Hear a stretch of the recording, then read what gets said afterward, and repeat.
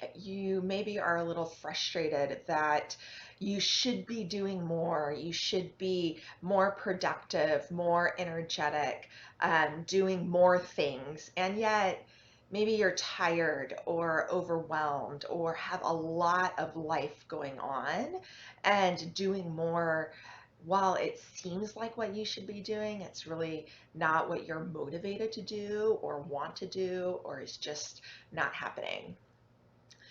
So you're not alone. Most of my clients and most of the people I've talked to in the past couple weeks are experiencing this, where, it's like, oh, I should be doing all these things and being so productive and getting all this stuff done. And yet there's just so much life going on. Um, all kinds of things, job changes, family changes, medical issues, uh, and people are just overwhelmed and they're tired. And so this kind of, or the flow of things has stopped or has changed. And so they're in this, what I like to call like, um, when the wave is pulling out, but another wave hasn't come in yet, right? You're in that in between time. And the truth is, that's just the time we're in. So if you're feeling any of those things, you're not alone, and it's just the place we are. And so I'm going to tell you to lean into it, right? Like, rest more, relax more, nurture yourself more, nurture the things in your life that bring you joy, nurture those more, those experiences more. And so this brings us to another topic, like what is that kind of energy? And that's really a mothering energy.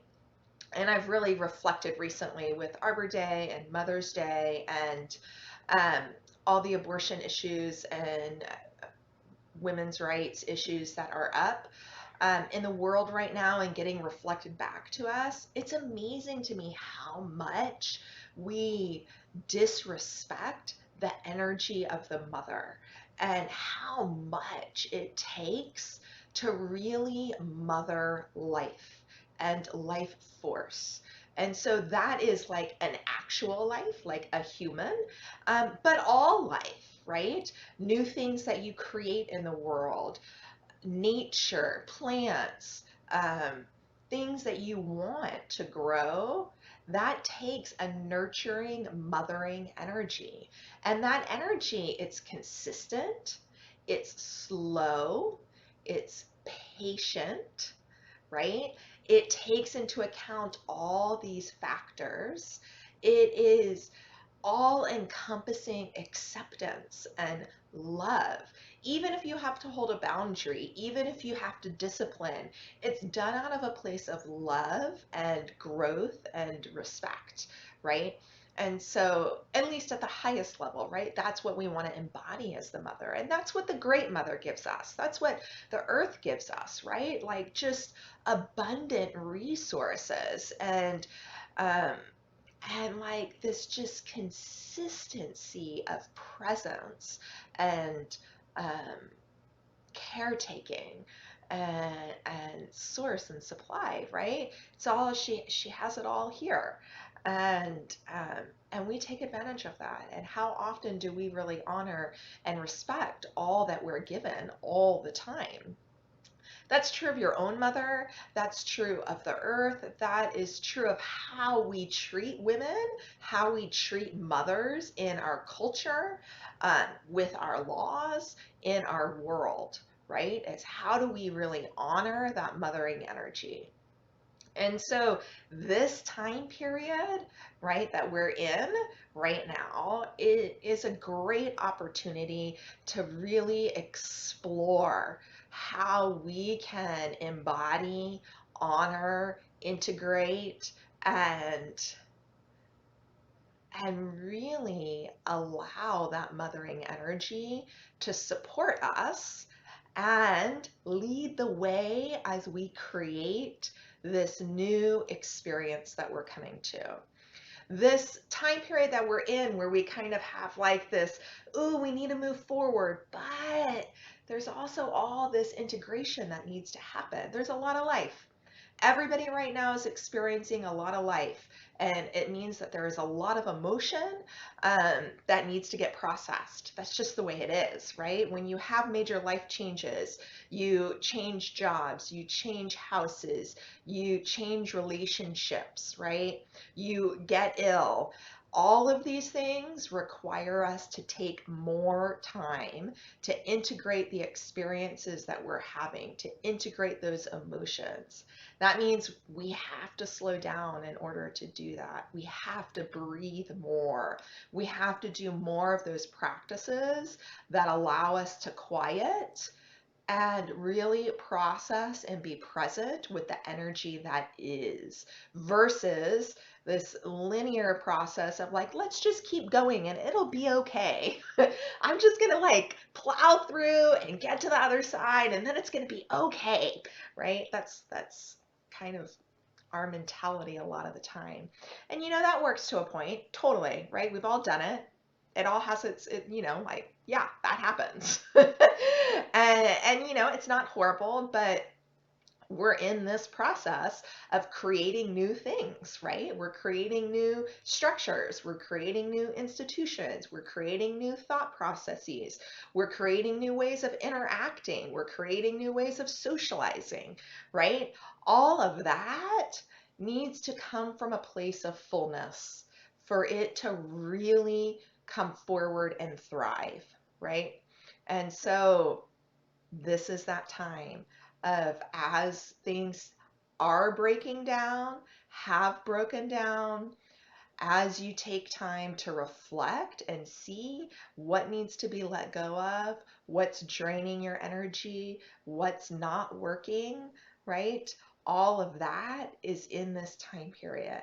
As we slow down, as we rest, we take that time to reflect and say, see, honestly, what's working?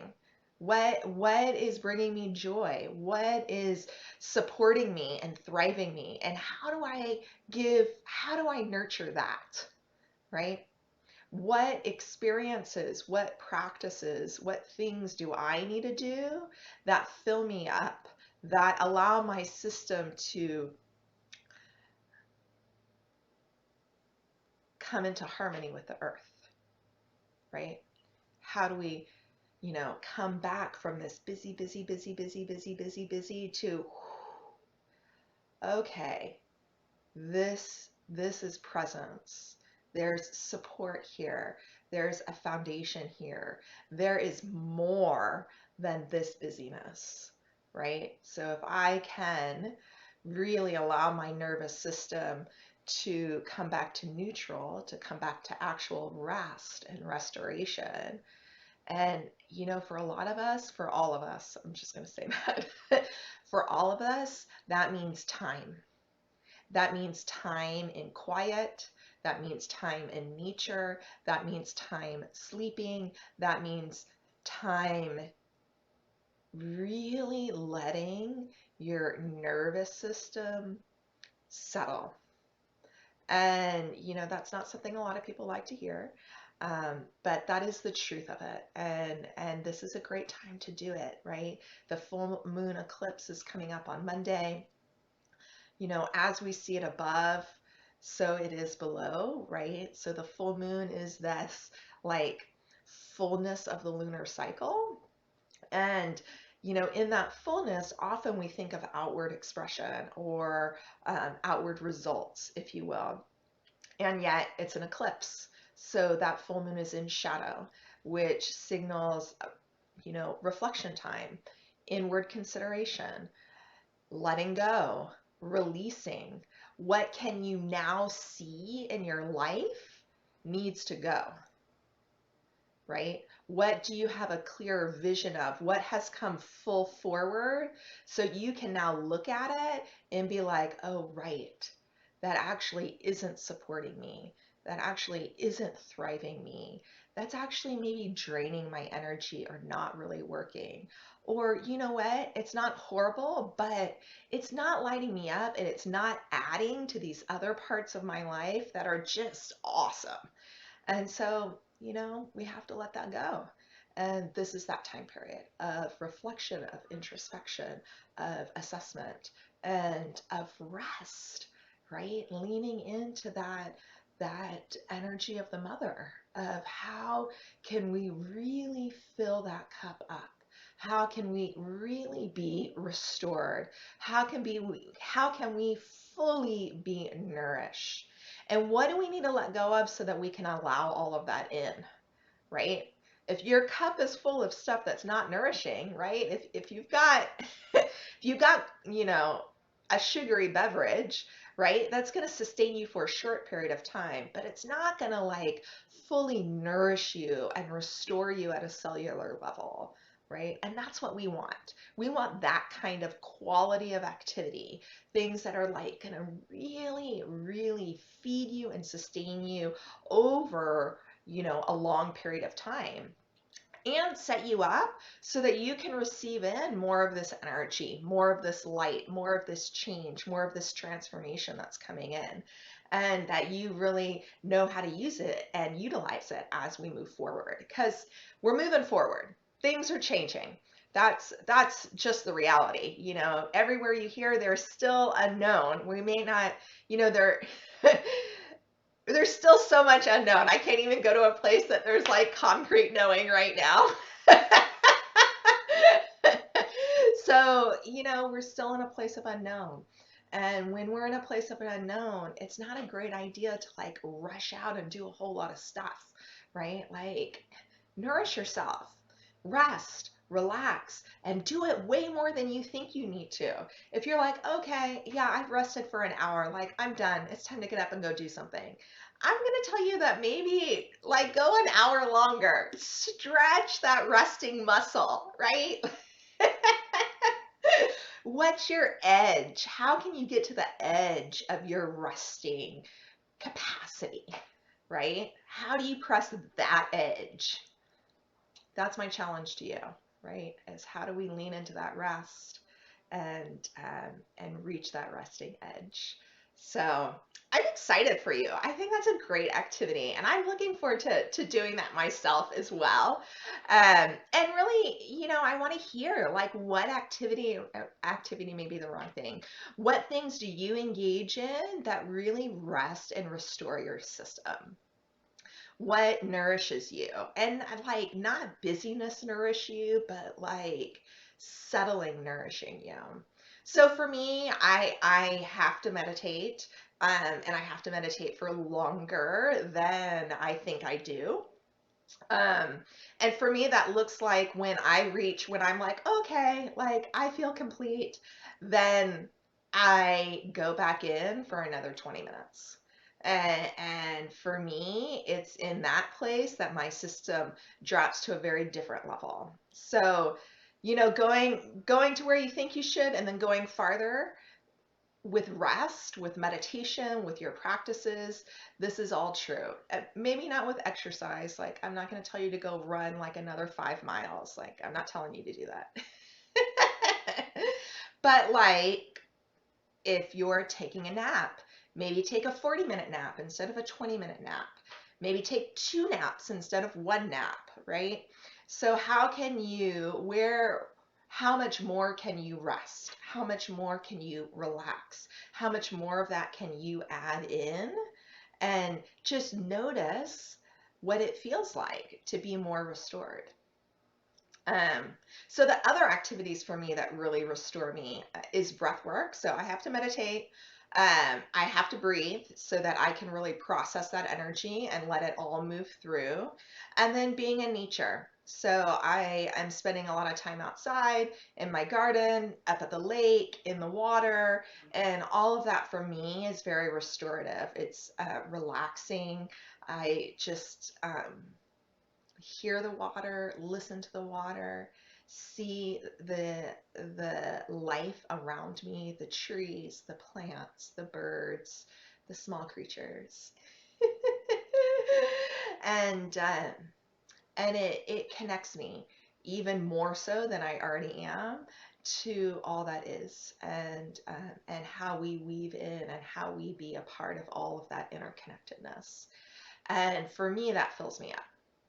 for me, that reminds me of the bigger picture, and that is the most important part, right? Is where what we're designed to do and how we're designed to walk through life, and how we do that in harmony with the greater whole, and really see and feel and experience that beauty and that love and that abundance. And when we do that, then creation gets way easier, manifestation gets way easier, because we see that life force and how that life force works. So, and part of that is slowing down, and part of that is resting. So, okay, again, let me know what works for you. Let me know how this experience of settling in to your resting edge, your restoration edge, and really how you can bring more mothering energy, and like take up a study and curiosity about that mothering energy, and how you weave it into your life, how you honor it in your life, and how it is honored, and how you might honor it more in the greater whole. I look forward to hearing how it goes. Have a great weekend, and really enjoy the full moon lunar eclipse on Monday.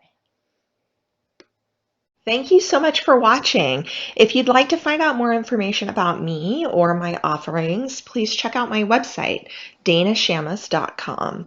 And don't forget to sign up for the newsletter. I send them out weekly with tips, insights, rituals, meditations, personal updates, special events, and offerings. So I know you don't want to miss out. Thanks again for watching, and I look forward to connecting soon.